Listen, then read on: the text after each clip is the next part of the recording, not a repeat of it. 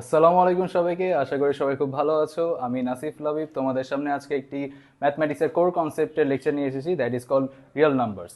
Real numbers এমন একটি concept যেটা তোমাদের ছোট থেকে বড় এবং ইন ফিউচার সবসময় কাজে লাগবে। তো চলো কথা না বাড়িয়ে রিয়েল নাম্বারসের মেইন কনসেপ্টে যাই। ভাইয়া, রিয়েল নাম্বার সম্পর্কে আমাদের বইয়ে অনেক সুন্দর একটা চার্ট করে দেওয়া আছে, বাট এই চার্টটা আমি যখন নিজে পড়তাম তখন আমার কাছে একটু মেসি মনে হতো, কারণ এই চার্টটা দেখে বুঝতে একটু কষ্ট হতো। তো চলো আমরা এই চার্টে শুরু করার আগে অন্যভাবে কনসেপচুয়াল আইডিয়াগুলো নিয়ে আসি। ভাইয়া, এগুলো কি আঁকছেন, এতগুলো সার্কেল কেন? তো ভাইয়া, শুরুতে তুমি আপাতত এই সার্কেলগুলোকে ম্যাথমেটিক্সের ওয়ার্ল্ডের পয়েন্ট অফ ভিউ হিসেবে ধরো। আমরা ধীরে ধীরে যখন ম্যাথমেটিক্সটাকে বড় করতে যাব বা এক্সপ্লেন করতে যাব, তখন আমাদের এই ওয়ার্ল্ড ভিউ আরো বড় হবে। আমাদের একদম শুরুতে ম্যাথমেটিক্সের যে ভিউ ছিল সেটা ছিল হচ্ছে ন্যাচারাল নাম্বারস। এই ন্যাচারাল নাম্বারস মেইনলি ব্যাবিলিয়নিয়ান্স এবং ইজিপশিয়ানসরা ইউজ করতো, এবং এগুলোর মধ্যে তোমাদের সুপরিচিত 1 2 3 4 এই সকল নাম্বারসই ছিল। তো ভাইয়া, ম্যাথমেটিক্সে 1 2 3 4 আসার মানে কি, এগুলো কি এক্সপ্রেস করে? দেখো, আমার কাছে যখন একটা আপেল আছে, আমি সেটাকে কিভাবে এক্সপ্রেস করব? 1 দ্বারা। যখন দুইটা আছে, কিভাবে এক্সপ্রেস করব? 2 দ্বারা। এইগুলো কনসেপ্ট নিয়ে আমরা ম্যাথমেটিক্সের অগ্রযাত্রা শুরু করি, এবং সেই জন্য সেই নাম্বারসকে আমরা ন্যাচারাল নাম্বারস বলি। আর তখন আমাদের ওয়ার্ল্ডটা ছিল এতটুকু। এখন এই কনসেপ্টের বাইরে একজন এসে প্রশ্ন করলো যে আচ্ছা, আমার কাছে যদি কিছুই না থাকে, তখন আমি সেটাকে কিভাবে এক্সপ্রেস করব? এবং এই আইডিয়ার মাধ্যমে প্রথম ইনভেন্ট হয় জিরো। জিরোকে ইনভেন্ট করে ব্রহ্মগুপ্ত। এই জিরোর ইনভেনশনটা ভাই এতটা সিগনিফিকেন্ট, আমি তোমাদেরকে বুঝাতে পারবো না। এই জিরো তোমাদের ম্যাথমেটিক্সের ফাউন্ডেশন, এবং এই জিরো ইনভেনশনের মাধ্যমে দেখো আমাদের ওয়ার্ল্ড ভিউটা এই ছোট জায়গা থেকে আরো বড় হয়ে গেল। তখন আমরা কি পাই? জিরো এবং আগের নাম্বারসগুলো 1 2 3 অ্যান্ড সো অন, এবং এই নাম্বারসগুলোকে আমরা বলি হোল নাম্বারস। তাহলে ভাইয়া, হোল নাম্বারস কি? হোল নাম্বারস আর কিছুই না ভাইয়া, ন্যাচারাল নাম্বারসের সাথে জাস্ট জিরো অ্যাড করছি। এখন সায়েন্টিস্টরা তো অনেক খুশি, আমরা জিরো অ্যাড করছি, নতুন একটা এক্সপ্রেশন পেয়েছি। আমাদের আগের নাম্বারসগুলো আছে 1 2 3 4 5 6 7 8 9। এখন এইগুলো নিয়ে যখন তারা ক্যালকুলেশন করা শুরু করলো, তারা একটা নতুন প্রবলেম ফেস করলো। মনে রাখবে ভাইয়া, ম্যাথমেটিক্সের যেখানে প্রবলেম সেখানেই সলিউশন। এই প্রবলেমটা কি? আমরা এমন কিছু ভ্যালুস পাচ্ছিলাম যেটা জিরোর নিচে। এখন কিছু নাই মানেই তো জিরো, কিছু নাই এর থেকে নিচে আবার কি আসতে পারে? তখন আমাদের একটা নতুন কনসেপ্ট তৈরি হলো, সেটা হচ্ছে নেগেটিভ নাম্বারস। এবং এই নেগেটিভ নাম্বার যখন আমরা ইনভেন্ট করলাম, তখন দেখো আমাদের ওয়ার্ল্ডটা এই পিঙ্ক পয়েন্ট অফ ভিউ থেকে আরো বড় হয়ে গেল। তাহলে ভাইয়া, নতুন যেই নাম্বারস গুলো ইনভেন্ট হলো সেটা হচ্ছে নেগেটিভ নাম্বারস এবং পজিটিভ নাম্বারস, এবং এই নাম্বারস গুলোকে আমরা বলি ইন্টিজার্স।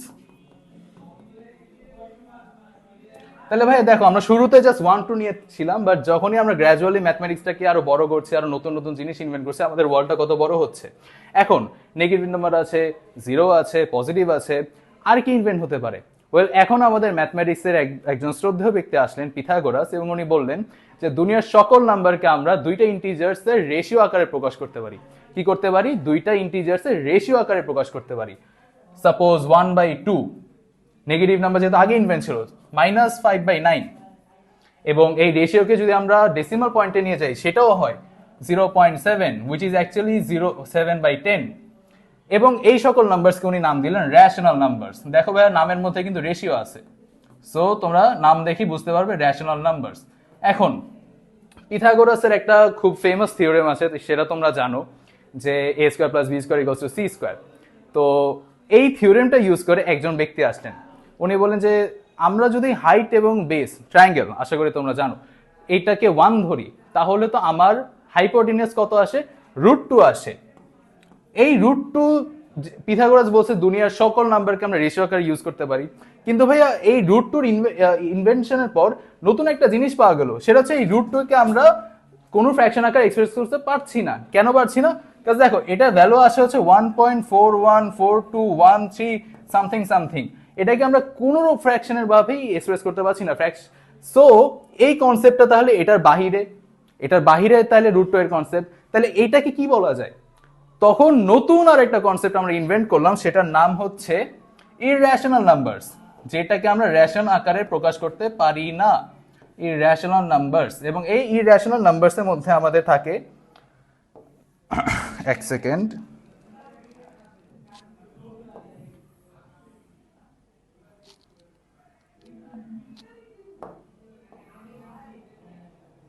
এবং এই ইররেশনাল নাম্বারসের মধ্যে আমরা পাই সকল নাম্বার যেগুলোকে আমরা রেশন আকারে প্রকাশ করতে পারি না। সাপোজ √2, সাপোজ পাই। পাই আশা করি তোমরা জানো, একটা সার্কেলের circumference divided by its diameter.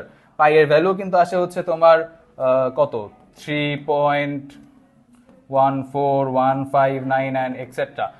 তো দেখো ভাইয়া, আমাদের ওয়ার্ল্ড ভিউ শুরুতে এখানে ছিল, ধীরে ধীরে বড় হচ্ছে বড় হচ্ছে বড় হচ্ছে, এবং আমরা যখন প্রবলেম ফেস করি, যেখানে প্রবলেম সেখানে সলিউশন, আমরা নতুন একটা কনসেপ্টে চলে যাই, এবং এই সকল কনসেপ্টকে আমরা একত্রে বলতে পারি, এই সকল কনসেপ্টকে আমরা একত্রে বলতে পারি। তো ভাইয়া দেখতে পাচ্ছ যে এটাই আমাদের মেইনলি রিয়েল নাম্বারসের প্রাইমারি কনসেপ্ট। আমরা ফার্স্টে ন্যাচারাল নাম্বারসে ছিলাম, দেন হোলসে গিয়েছি, দেন ইন্টিজার্সে গেছি, দেন রেশনালসে গেছি, এবং যখন প্রবলেম অ্যারেজ করে আমরা একদম ডিফারেন্ট একটা জিনিস ইনভেন্ট করি, সেটা হচ্ছে ইররেশনাল নাম্বারস। এবং এই রিয়েল নাম্বারসের বাইরেও কিন্তু একটা সার্কেল আছে যেটাকে বলা হচ্ছে ইমাজিনারি নাম্বারস, এটা তোমরা বড় হলে জানতে পারবে।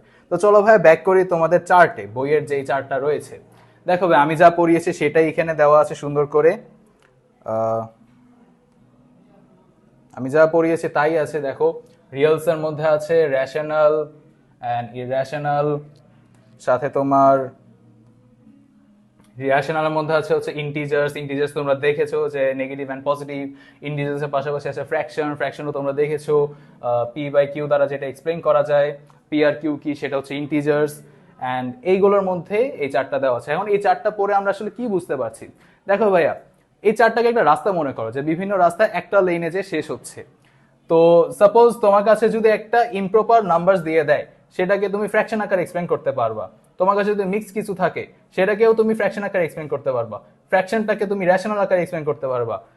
এই সিম্পল কনসেপ্ট। আরেকটা জিনিস ভাই, তোমাদের কোয়েশ্চেন আসতে পারে, সেটা হচ্ছে যে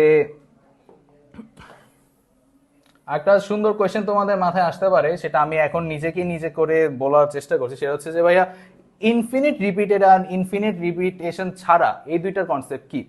দেখো ভাইয়া, যখন একটা রেশনাল নাম্বার বা ডেসিমাল নাম্বার আমাদের কাছে থাকে, যেমন 0.1234, দেখো এইটা কিন্তু এখানে শেষ হয়েছে, এটাকে আমরা বলি হচ্ছে ফাইনাইট। কি বলি আমরা? ফাইনাইট। এখন ইনফাইনাইট কি? অবশ্যই শেষ নাই, যেটা ইনফিনিটি পর্যন্ত চলতে থাকবে। তাহলে ইনফাইনাইট হচ্ছে 0.121212 অ্যান্ড সো অন। এখন দেখো, 1 2 কি রিপিট হচ্ছে না বারবার? যখন একটা নাম্বার আমরা এইভাবে রিপিট হতে দেখি, তখন আমরা একটা পয়েন্ট ইউজ করি যেটাকে বলা হচ্ছে repetition point. Repetition point, just দুইটা ডট থাকবে উপরে। এখন এই রিপিটেশন পয়েন্টটাকে আমরা বলছি যে ইনফিনিট নাম্বার রিপিটেড। আর এই রিপিটেড পয়েন্টটা যদি আমরা পাই, দেখো এই পয়েন্টটাই ডেসিমালের ফ্র্যাকশন, ফ্র্যাকশনের রেশনাল। সো আমরা এটাকে ফ্র্যাকশন আকারে এক্সপ্লেন করতে পারি। কিভাবে এক্সপ্লেন করতে পারি সেটা আশা করি তোমরা সামনে যে জানবে। জাস্ট সিম্পলি বলতে গেলে, এটা যদি থাকে তাহলে আমরা 12/99 লিখি। ঠিক আছে? এখন ইনফিনিট উইথাউট রিপিটেশন হচ্ছে আমাদের সেই সকল নাম্বার যেগুলো ইররেশনাল, যেগুলোকে আমরা এক্সপ্লেন করতে পারি না, সাপোজ পাই, √2 এক্সেট্রা। আশা করি আমার এই প্রাইমারি কনসেপ্ট নিয়ে তোমাদের সাথে একটা সুন্দর ডিসকাশন করতে পেরেছি। ইনশাল্লাহ সামনে আরো কোনো নতুন কনসেপ্ট নিয়ে দেখা হচ্ছে। ততদিন ভালো থেকো, সুস্থ থেকো। আসসালামু আলাইকুম।